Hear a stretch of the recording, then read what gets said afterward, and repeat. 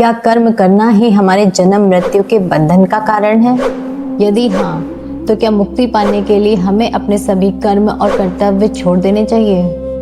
श्री कृष्ण कहते हैं, बंधन कर्म से नहीं बल्कि कर्म के फल की आसक्ति और स्वयं को कर्ता मानने से उत्पन्न होता है। तो फिर ऐसा कर्म कैसे करें जो हमें बांधे नहीं बल्कि मुक्ति की ओर ले जाए? आइए समझते हैं। हरे कृष्णा, स्वागत है आपका अपने channel closer to Krishna with Nikita में। यदि आप श्री कृष्ण की शिक्षाओं, भक्ति और आध्यात्मिक ज्ञान से जुड़ना चाहते हैं तो चैनल को सब्सक्राइब करें और बेल आइकन अवश्य दबाएं। पिछले अध्याय में श्री कृष्ण ने उद्धव को समझाया था कि हम यह शरीर नहीं बल्कि शाश्वत आत्मा हैं। तब उद्धव के मन में एक स्वाभाविक प्रश्न उठा, यदि मैं शरीर नहीं हूँ तो इस शरीर के द्वारा किए जाने वाले कर्मों का क्या होगा? क्या हमें कर्म करना छोड़ देना चाहिए? क्योंकि कर्मों से ही अच्छे और बुरे फल उत्पन्न होते हैं और उन्हीं फल को भोगने के लिए जीव को बार बार जन्म लेना पड़ता है। यह प्रश्न केवल उद्धव का नहीं बल्कि प्रत्येक आध्यात्मिक साधक का है। श्री कृष्ण इसका अत्यंत सुंदर और संतुलित उत्तर देते हैं। वे कहते हैं, उद्धव, कर्म का त्याग करना ना तो संभव है और ना ही आवश्यक। जब तक शरीर है तब तक कर्म होते रहेंगे। यहाँ तक कि सांस लेना भी एक कर्म है। इसलिए कर्म छोड़ देना मुक्ति का मार्ग नहीं है।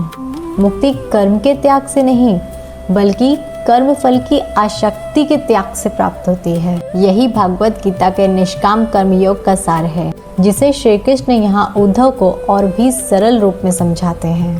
कर्म अपने आप में ना अच्छा होता है और ना बुरा।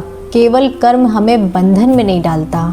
बंधन तब उत्पन्न होता है जब हम स्वयं को उस कर्म का कर्ता मान लेते हैं और उसके परिणाम से आसक्ति जोड़ लेते हैं। काम करते समय हमारे मन में भाव आता है, यह कार्य मैंने किया है। फिर हम फल की आशा करने लगते हैं, मुझे इसका यही परिणाम मिलना चाहिए।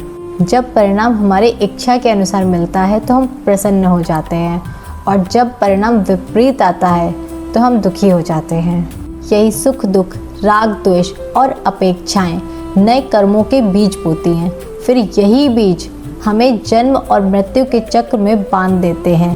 तो इसका उपाय क्या है? श्री कृष्ण कहते हैं, अपने सभी कर्म और उनके फल मुझे अर्थात ईश्वर को समर्पित कर दो। यह भक्ति और कर्म का अद्भुत संगम है। जब हम यहाँ मानकर कार्य करते हैं कि मैं केवल एक माध्यम हूँ, वास्तविक कर्ता ईश्वर है।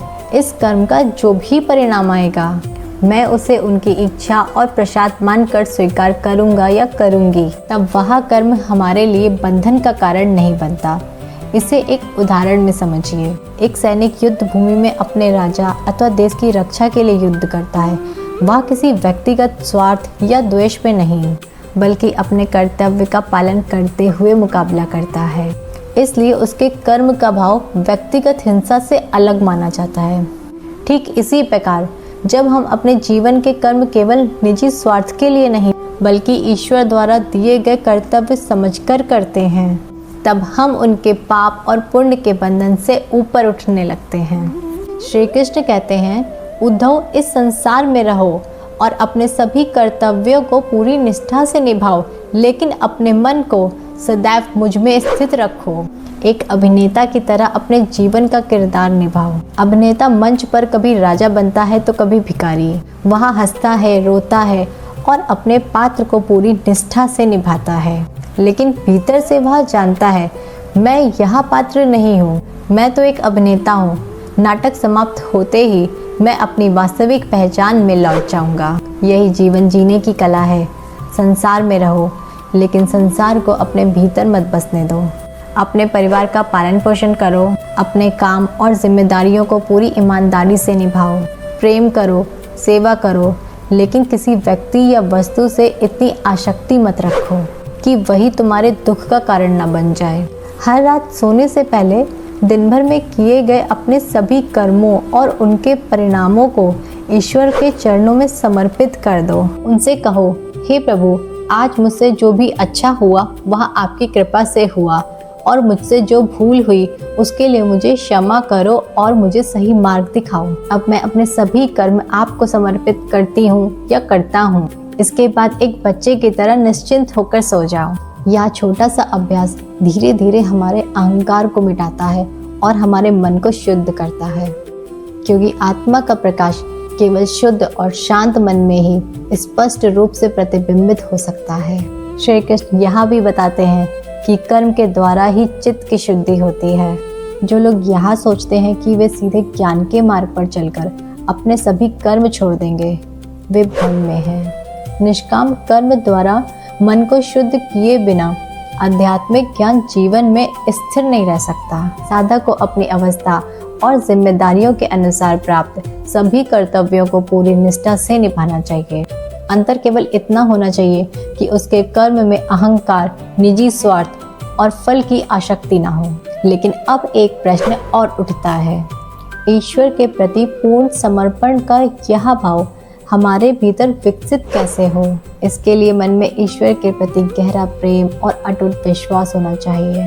प्रेम के बिना ज्ञान और कर्म का मार्ग कभी कभी सूखा और कठिन अनुभव हो सकता है।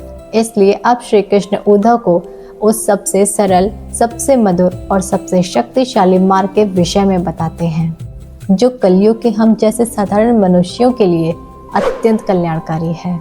वह मार्ग भक्ति योग है। भक्ति वास्तव में क्या है?